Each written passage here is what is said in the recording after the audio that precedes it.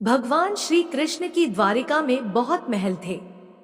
एक बार देवर्षि नारद के मन में आया कि भगवान श्री कृष्ण जी के पास बहुत महल है, एक आध हमको भी दे दे तो यहीं आराम से रह जाए, नहीं तो इधर उधर घूमते रहना पड़ता है।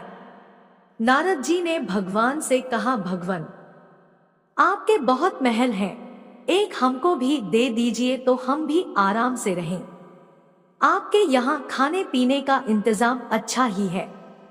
भगवान कृष्ण ने सोचा कि यह मेरा भक्त है, विरक्त सन्यासी है, अगर यह कहीं राजसी ठाठ में रहने लगा तो थोड़े दिन में ही इसकी सारी विरक्ति भक्ति निकल जाएगी। मैं अगर सीधा ना कहा तो यह बुरा मान जाएगा, लड़ाई झगड़ा करेगा कि इतने महल हैं और एक महल नहीं दे रहे हैं। भगवान ने चतुराई से काम लिया, नारद से कहा, जाकर देख ले, जिस मकान में जगह खाली मिले वह दे देंगे। नारद जी वहां चले खाली महल देखने के लिए। चमत्कार हो गया, सभी महल भरे हुए थे, एक भी खाली नहीं मिला। कहीं कहीं तो निवासियों को ही रहने की जगह कम पड़ रही थी। सब जगह नारद जी घूम आए और आकर भगवान से कहा, वहां कोई जगह खाली नहीं मिली। भगवान ने कहा, फिर क्या करूं, होता तो दे देता। नारद जी के मन में आया कि यह तो भगवान ने मेरे साथ धोखाधड़ी की है, नहीं तो कुछ न कुछ करके किसी को इधर उधर खिसकाकर एक कमरा तो दे ही सकते थे। इन्होंने मेरे साथ धोखा किया है, तो अब मैं भी इन्हें मजा चखाकर छोड़ूंगा। नारद जी रुक्मिणी जी के पास पहुंचे। रुक्मिणी जी ने नारद जी की आवभगत की, बड़े प्रेम से बैठाया। उन दिनों भगवान सत्यभामा जी के यहाँ रहते थे। नारद जी ने उनको दान की कथा सुनाई और दान का महत्व सुनाने लगे कि जिस चीज का दान करोगे वही आपको पुनर्जन्म में भी प्राप्त होगी। जब नारद जी ने देखा कि यह बात रुक्मिणी जी को जम गई है तो उनसे पूछा, आपको सबसे ज्यादा प्रेम किससे है? रुक्मिणी जी ने कहा, यह भी कोई पूछने की बात है, भगवान हरि से ही मेरा प्रेम है। नारद जी ने फिर कहा, आपकी यही इच्छा होगी कि अगले जन्म में भी वे मिले? रुक्मिणी जी बोली, इच्छा तो यही है। नारद जी ने कहा, इच्छा है तो फिर दान कर दो, नहीं तो नहीं मिलेंगे। आपके सौते भी बहुत है और उनमें से किसी ने पहले दान कर दिया तो उन्हें मिल जाएंगे, इसलिए दूसरे करें, इसके पहले आप ही कर दे।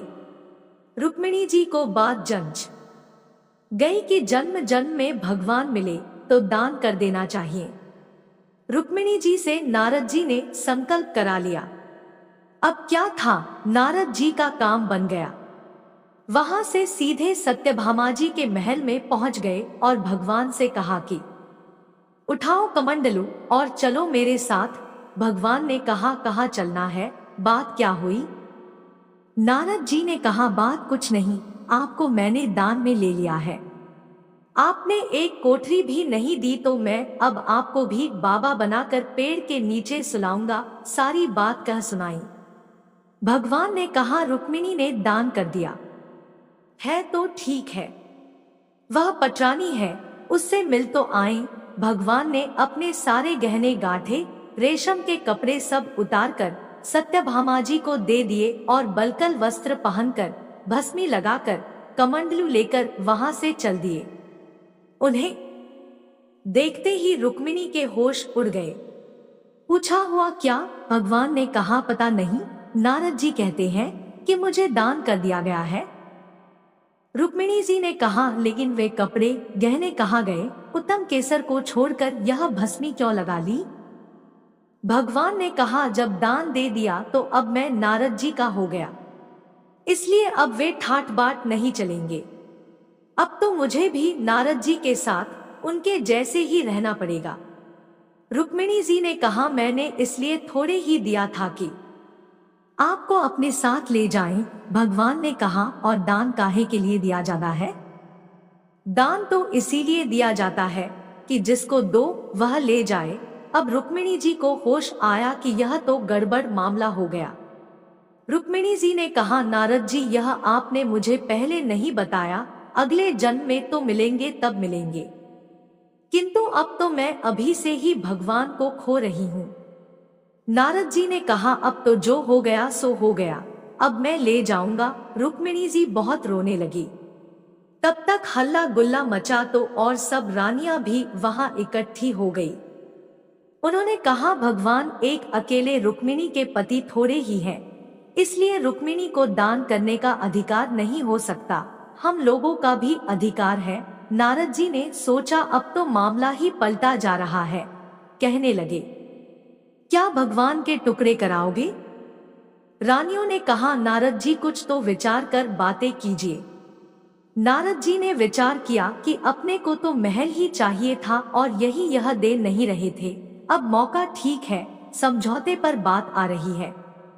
नारद जी ने कहा, भगवान का जितना वजन है उतने का तुलादान कर देने से भी दान मान लिया जाता है।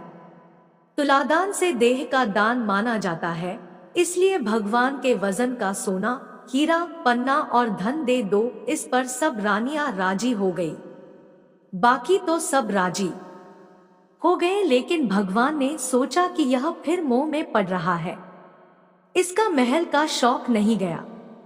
कुछ सोचकर भगवान ने कहा, तुलादान कर देना चाहिए। यह बात तो ठीक है। भगवान तराजू के एक पल्ले में बैठ गए, दूसरे पल्ले में सारे गहने, हीरे, पन्ने और धन रखा जाने लगा, लेकिन जो ब्रह्मांड को साथ लेकर बैठा हो उसकी पूर्ति धन से संभव नहीं है। सारा का सारा धन दूसरे पल्ले पर रख दिया गया, लेकिन जिस पल्ले पर भगवान बैठे थे वह वैसा का वैसा रहा, ऊपर नहीं हुआ। नारद जी ने कहा, देख लो, तुला तो बराबर हो नहीं रहा है, अब मैं भगवान को ले जाऊंगा। सब कहने लगे, अरे कोई उपाय बताओ। नारद जी ने कहा, और कोई उपाय नहीं है।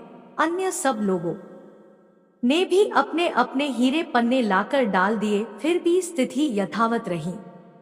नारद जी मन मन ही प्रसन्न थे और उधर सभी रानियां शोर मचाए पड़ी थी।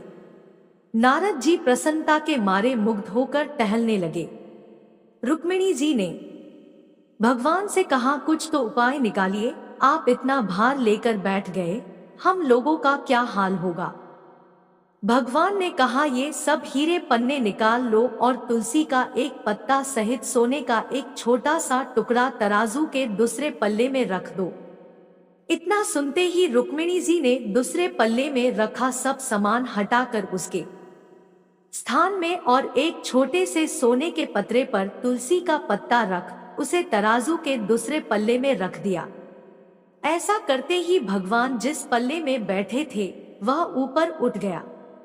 अब सब रानियां प्रसन्न हो नारद जी से कहा, ले जाओ तुलादान। नारद जी ने सोचा, भगवान यही चाहते हैं कि मैं जिस हाल में हूँ वैसा ही रहूं और शायद इसी में मेरी भलाई है, इसलिए सबको नमन कर बिना तुला दान लिए हरि भजन करते हुए वहां से प्रस्थान कर गए।